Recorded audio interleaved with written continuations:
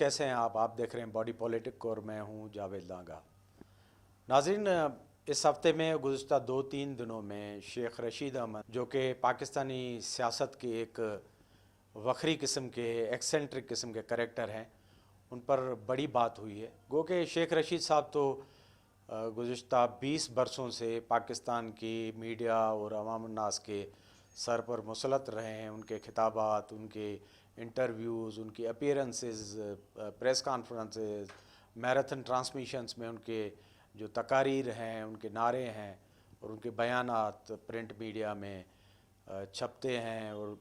कहते हैं कि उनकी बड़ी व्यूअरशिप है और रेटिंग बनती है चैनल्स की। तो लिहाजा 20 साल से, जब से ये डिजिटल मीडिया का दौरा शुरू हुआ है परवेज़ मुशर्रफ के ज़माने में, और प्राइवेट चैनल आने लगे हैं, तो गुज़श्ता 20 बरसों से शेख साहब बराजमान हैं हर टेलीविज़न पर, सोशल मीडिया पर। हमारा जितना पॉलिटिकल डिस्कोर्स है उसमें आपको हर जगह शेख साहब की धाड़ें, चीखें, उनके बयानात खिताब फरमाने की कोशिश करते हैं तो वो दिखाई दे रहे हैं। एक आध साल से जब उन पर उफ्ताद आन पड़ी है और सियासत में एक बड़ा बदलाव आया है और जिस तरह इमरान खान की हुकूमत चली गई, तो उसके बाद वो बज़ाहिर मुश्किल में नज़र आ रहे हैं और उनका जो फैंटेसीज़ का और लग्जरीज़ का पीरियड था वो ज़रा मध्यम या कम अज़ कम थोड़ा जो है डल और ओवर दिखाई देता है। तो अब भी वो बड़ी ख़बरों में है क्योंकि मेन स्ट्रीम मीडिया उनको डिस्कस करता है। हालांकि वो उनको ये भी एजाज़ अब हासिल हो गया है कि वो मिसिंग पर्सन के तौर पर भी टेलीविज़न से और मीडिया से बाज नहीं आए और मुनीब फ़ारूक को उन्होंने अपनी कैप्टिविटी में भी एक दाग डाला इंटरव्यू। गो के उनकी बॉडी लैंग्वेज बड़ी वीक थी, कमज़ोर थी, वो इस तरह बॉडी कंफर्ट नहीं थे, सिगार पीना और रेड मफलर जो उनके स्टाइल हैं उनमें नहीं आए, लेकिन फिर भी अपनी कैप्टिविटी में अपने जो पीरियड है जेल का या जिसको वो चिल्ला कहते हैं उसमें भी वो मीडिया पर आ गए। तो आप समझ सकते हैं कि शेख रशीद साहब की इस मीडिया में और इस करंट अफेयर्स की हाइप में बहुत बड़ी जगह है और कितनी बड़ी जगह है। मैंने जैसे पहले कहा, वो एक एक्सेंट्रिक और बड़े अजीब किस्म के करैक्टर हैं और सियासत में उनकी बड़ी ज़िगज़ैग जर्नी है। वो किसी के साथ भी नहीं टिके, ना ठहरे, और उनका जो अंदाज़ बयां है, अंदाज़ गुफ्तगू है, वो भी बड़ा जो है लो लेवल का है। वो ज़ाती अपनी बातचीत में तो लाउडनेस और गालम गलोच से काम लेते हैं, लेकिन उनकी जो बातचीत है उसमें बड़ी हार्शनेस है। और ये शेख रशीद को इस तरह भी सूट करती है कि बदकिस्मती से हमारा जो सारा मीडिया है वो रेटिंग के चक्कर में और एक कल्चर जैसे बन गया है, उसमें शोर व गुल का, गोगा का, लाउडनेस का, और जैसे ड्रामों में स्टार प्लस और इसमें बैंग्स चलते हैं, इस तरह हमारी जो रोज़मर्रा की करंट अफेयर है उसमें भी शायद बैंग की, लाउडनेस की और इस तरह की बातों की बड़ी गुंजाइश है। इसलिए शेख साहब बड़ी हॉट कमोडिटी रहे हैं और मीडिया चैनल्स उनके पीछे दीवाने रहे हैं। आप ज़रा पीछे जाएं, फ्लैशबैक में 2 दिहाई पीछे चले जाएं, जब ये पाकिस्तान में इलेक्ट्रॉनिक मीडिया का उभार था और नए नए चैनल आ रहे थे, ख़ास तौर पर जियो टेलीविज़न, ARY आज, और बुनियादी 2-3 जो चैनल थे लीडिंग उस वक्त थे। तो वहाँ से शेख रशीद की जर्नी शुरू होती है। आप जो 7 to 9 या 7 to 10 जो प्राइम टाइम कहा जाता है उसमें ऑलमोस्ट हर चैनल पर उनको आप सुनते, कहीं ना कहीं वो किसी को तनकीद करते हुए, किसी के ख़िलाफ़ बोलते हुए, अपने अजीब जो उन्होंने टर्मिनोलॉजी अडाप्ट की हुई थी, रज़िया गुंडों में फंस गई, असली नस्ली, सलगिश, पता नहीं इस तरह के कितने उनके टर्म्स थे कि जेल मेरा ससुराल, हथकड़ी मेरा जेवर, इस तरह की उन्होंने एक पूरी डिक्शनरी शेख साहब ने बनाई हुई थी जो रोज़ाना वो लाते थे अपने साथ और ये बेचा करते थे उस प्राइम टाइम में। तो उसके बाद उनकी चांदी थी, हर चैनल की ये ख्वाहिश होती थी कि शेख रशीद को लाया जाए ताकि उनकी रेटिंग बढ़े, क्योंकि लोग मज़ा लेते हैं। गाली गलोच और लो लेवल जो लैंग्वेज है वो पाकिस्तान की शायद पब्लिक सेंटीमेंट में और अवामी मिजाज में ज़्यादा बिकती है।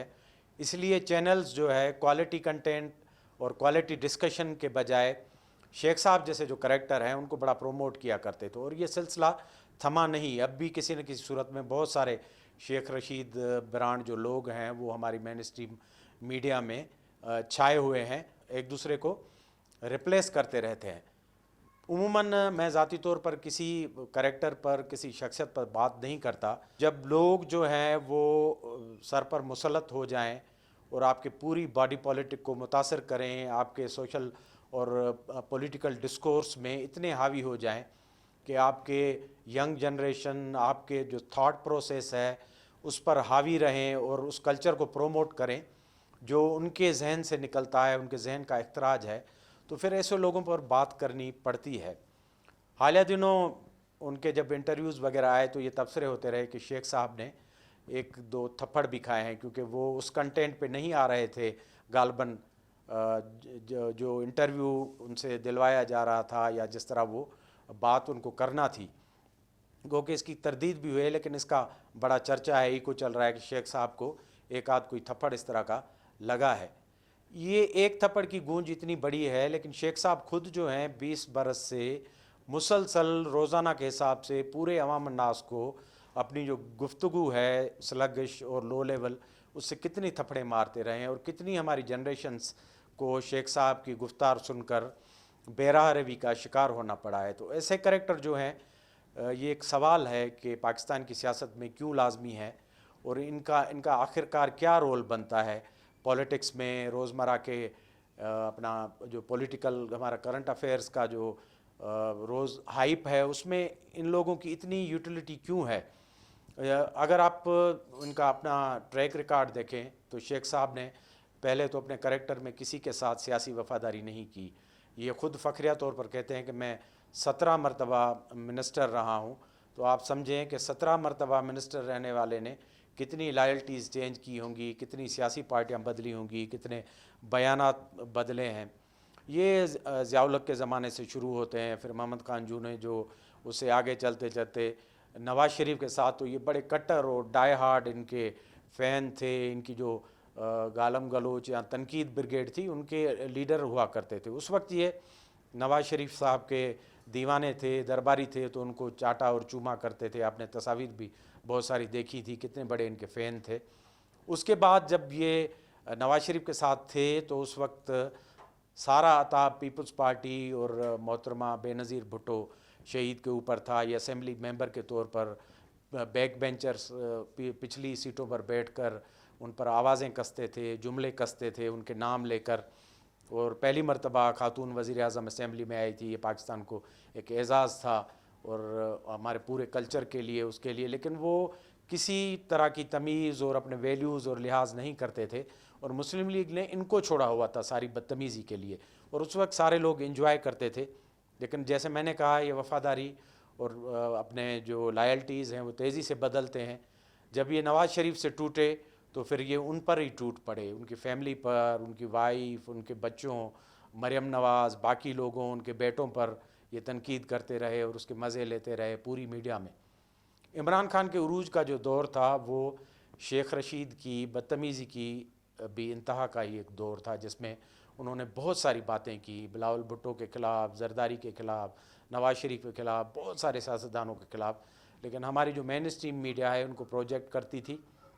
اور ان کو بڑا ٹائم دیتی تھی، اور یہ عالم تھا کہ مین اسٹریم میڈیا کے چینلز شیخ رشید کے پیچھے ڈی ایس این جیز ان کے گھر بھیجتے تھے، اور کہیں اتفاق سے آ جائیں، میں بھی فیلڈ رپورٹر رہا ہوں تو یہ بڑا پریشر ہوتا تھا فیلڈ رپورٹنگ ٹیم پر کہ کسی طرح بھی شیخ رشید کا ساؤنڈ بائٹ یا جہاں وہ آ رہے ہیں اترتے ہیں تو ایئرپورٹس پر لوگ بھاگتے تھے، ڈی ایس این جیز لے کر قطاروں میں کھڑے رہتے تھے، بڑی بڑی جو کیبلز بچھائی جاتی تھیں یہ صاحب آتے تھے، اور اس کے بعد ان کا جو خطاب ہے مخصوص وہ چلتا تھا، کچھ گالیاں دے کر اپنی جو ڈکشنری ہے ان کی اس سے بات چیت کر کے پھر یہ چلے جاتے تھے۔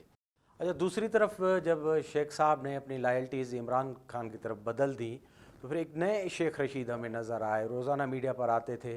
اور عمران خان کے لیے کہتے تھے کہ عمران سب کو تن کے رکھ دے گا اور کسی کو نہیں چھوڑے گا، اور اس کے بعد میں خونی انقلاب دیکھ رہا ہوں، نکلو گھروں سے، ٹوٹ پڑو، یہ کرو وہ کرو۔ آپ نے ایک نیا سا शेख रशीद देखा जो दहाड़ता हुआ, चिल्लाता हुआ और बड़े जोश और जज्बे में था, क्योंकि इमरान खान साहब को शायद ऐसे करैक्टर पसंद थे जो कि बाहर भी गाली गलौज करें उनके मुखालफिन को और स्क्रीन पर आकर भी दहाड़े मारें, क्योंकि जो उनकी ट्रोलिंग ब्रिगेड थी वो पूरी एक तरफ थी और शेख रशीद साहब सब पे हावी थे, उनकी बड़ी रेटिंग थी, सारे चैनल लेते थे। तो इमरान खान साहब को एक शेख रशीद की सूरत में एक हीरा मिल गया था। हालांकि आपने बहुत सी मरतबा वो क्लिप्स देखे होंगे जिसमें खान साहब हामिद मीर के प्रोग्राम में ये कहते नज़र आते हैं कि इस जैसे बंदे को मैं अपना चपरासी भी ना रखूं। तो वो चपरासी जो हैं वो चीफ स्पोक्स पर्सन बन गए इमरान खान के, रोज़ाना आकर उनको डिफेंड करते थे। तो पाकिस्तान की मीडिया ने शेख रशीद के वाइस को बड़ा प्रोजेक्ट किया, बड़ा सपोर्ट किया। कैपिटल टॉक से लेकर आज कामरान खान के साथ बहुत बड़े जो शो थे ये उनकी ज़रूरत बना हुआ। तो हालांकि